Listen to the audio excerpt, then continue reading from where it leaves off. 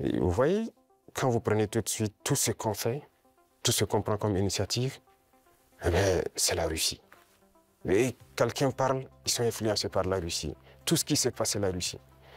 Pourquoi ils ont les yeux fermés comme ça? Donc l'Africain n'est pas capable de développer quelque chose. L'Africain n'est pas capable d'inventer, d'innover, de prendre des initiatives. C'est ça que nous combattons.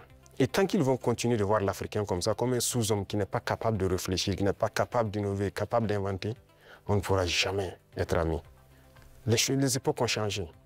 Donc c'est la vision même qu'ils ont du noir. Il faut qu'ils arrêtent ça. Parce qu'en nous traitant comme ça, c'est comme s'ils voient le noir comme un sous-homme. Et là, c'est dangereux. Il faut qu'ils changent de langage. Mais en quoi ça se voit, cette attitude? Et regardez dans leurs discours. Regardez dans leurs discours. Même le président français, toujours dans ses discours, les jeunes Africains sont influencés par la Russie. Il le dit. Les médias occidentaux, vous les écoutez souvent. Ils ne passent leur temps qu'à mentir. Et regardez aujourd'hui l'AES qui est un modèle qui est en train de se dessiner. Ils ne peuvent pas se lever du matin au soir sans parler du Burkina ou parler de l'AES. C'est impossible pour eux. Et chaque fois, ils cherchent à envoyer des informations pour diviser, pour manipuler la jeunesse. Mais ça ne passe plus. La collaboration entre la Russie et les pays du Sahel est de plus en plus accrue. Défense, éducation ou encore investissement industriel, la Russie joue un rôle important en Afrique. La Russie est ainsi perçue comme un partenaire respectueux et non impérialiste. Cette coopération marque un réalignement géopolitique stratégique, mais elle interroge. La Russie agit-elle uniquement par solidarité ou par intérêt? On assiste peut-être à un changement d'empire plutôt qu'à une vraie indépendance des Africains. Quelles sont les perspectives des relations entre la Russie et le Burkina Faso selon vous? Beaucoup de perspectives à venir. Et comme je l'ai dit, avec la parade que j'ai vue, je pense qu'il y a une très bonne coopération. Parce que c'est bien, actuellement, nous payons du matériel, mais il faut qu'on développe l'industrie militaire, par exemple. Et la Russie peut contribuer beaucoup.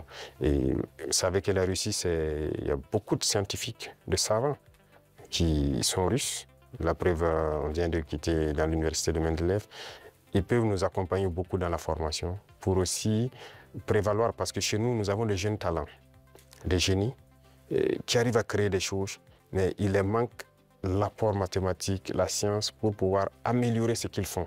Et donc la Russie peut nous aider beaucoup dans ce domaine. Ça va nous aider sur le volet militaire, sur le volet industriel, parce que ce sont les machines qui font marcher le monde. Et aujourd'hui, la technologie qui est là, que ce soit l'informatique et les réseaux, la télécommunication et tout, sur ce volet, la Russie est en train de beaucoup collaborer. Donc à l'avenir, toutes ces perspectives sont donc mises à l'ordre du jour pour que nous puissions donc voilà, arriver à un objectif certain que nous souhaitons.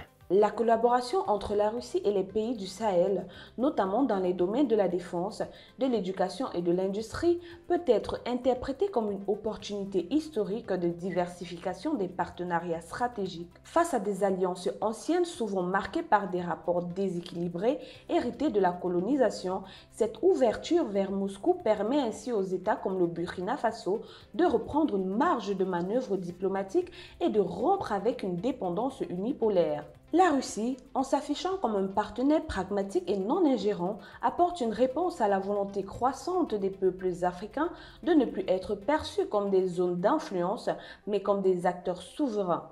Contrairement à certaines puissances occidentales qui conditionnent leur aide à des réformes politiques ou à des alignements idéologiques, Moscou propose une coopération sur la base de l'intérêt mutuel et du respect de la souveraineté. Dans le domaine de la défense, cette coopération a permis à plusieurs armées sahéliennes de renforcer leurs capacités face à des menaces transnationales comme le terrorisme dans un contexte où certains partenaires traditionnels ont réduit ou suspendu complètement leur soutien. Alors, il faut dire que jusqu'aujourd'hui, au Burkina Faso, c'est l'or qui est le premier produit d'exportation. Mais nous avons lancé le moteur de l'agriculture pour d'abord l'autosuffisance, mais aussi pour le commerce extérieur, l'exportation. Et si vous suivez bien, depuis l'année passée, nous avons lancé l'offensive agricole avec une initiative qui soutient l'offensive. L'objectif, c'est de pouvoir accroître notre production agricole de façon significative, s'autosuffire, mais aussi il y a des produits de rente qu'il faille donc vendre à l'extérieur. Et tout ça doit pouvoir soutenir cette croissance et nous espérons être bien au-dessus de ces chiffres-là. Mais comment se déroulent ces réformes en fait? Il y a beaucoup de choses, ce sont des réformes difficiles, il faut le reconnaître, parce qu'il y a un système qui s'est installé, mais ce n'est pas impossible. Déjà, quand vous regardez notre production céréalière, on a eu une très bonne croissance en 2024. En 2025, nous espérons encore faire mieux. Et ce sont des réformes assez courageuses.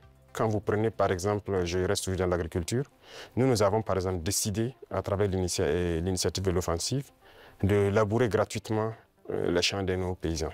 Donc l'année passée, on l'a fait. Cette année encore, s'il plaît à Dieu au retour, il y a un bon nombre de tracteurs encore qu'on a acquis, qu'on va mettre à la disposition des cellules mécanisées dans les différents départements pour accroître les superficies emblavées. Nous maximisons beaucoup dans la gestion de l'eau, à travers donc, une structure qu'on a créée, l'ONBA, pour maîtriser l'eau et pouvoir produire au moins 2-3 fois dans l'année. Parce que si on dépend uniquement des pluies, ce serait difficile. Donc il y a ce secteur, le secteur minier aussi, que nous allons continuer de booster pour que le pays lui-même exploite ses propres ressources. Sur le plan industriel et éducatif, l'investissement russe pourrait aider à poser les bases d'un développement plus autonome en misant sur la formation locale et la transformation des ressources naturelles sur place. Bien sûr, il est légitime de s'interroger sur les motivations russes. Aucun État n'agit sans intérêt. Mais plutôt que d'y voir un changement d'empire, cette réconfiguration géopolitique peut être lue comme une tentative des pays du Sahel de reprendre l'initiative, de créer un jeu d'équilibre entre puissances et surtout de sortir de la marginalisation économique et diplomatique dans laquelle ils étaient confinés. En somme, la coopération avec la Russie ne doit pas être vue comme une nouvelle forme de dépendance, mais comme une brèche stratégique ouverte par des dirigeants qui entendent repenser l'indépendance non plus comme un héritage, mais comme une construction active, moderne, multipolaire. Ce modèle évoque les théories de développement endogène des années 1960-1970 par son prédécesseur, le célèbre Thomas Sankara. Réindustrialisation et souveraineté alimentaire, promesse ambitieuse mais à risque dans un contexte d'instabilité. L'approche de Traoré s'appuie sur une logique de développement endogène où les ressources nationales, terres, compétences locales, filières agricoles deviennent des leviers principaux de la souveraineté. Ce n'est plus l'Afrique qui exporte des matières premières à bas prix pour importer des produits manufacturés hors de prix, mais une Afrique qui transforme sur place, crée de la valeur et des emplois et s'affranchit progressivement des circuits néocoloniaux et de dépendance. Certes, cette stratégie se heurte à des défis réels, notamment l'instabilité sécuritaire, mais il faut souligner que cette instabilité en elle-même trouve en partie ses racines dans le dépouillement économique du continent. Un dépouillement qui nourrit le chômage, la précarité et les conflits communautaires. En d'autres termes, c'est justement en réindustrialisant et en réinvestissant dans l'agriculture que le Burkina Faso peut retrouver une forme de stabilité durable, car les populations auront un horizon de vie et d'espoir. Pour plus de contenu sur l'actualité africaine, suivez-nous sur le réseau social africain Diba World et sur toutes nos autres plateformes. Tous les liens sont disponibles dans la bio.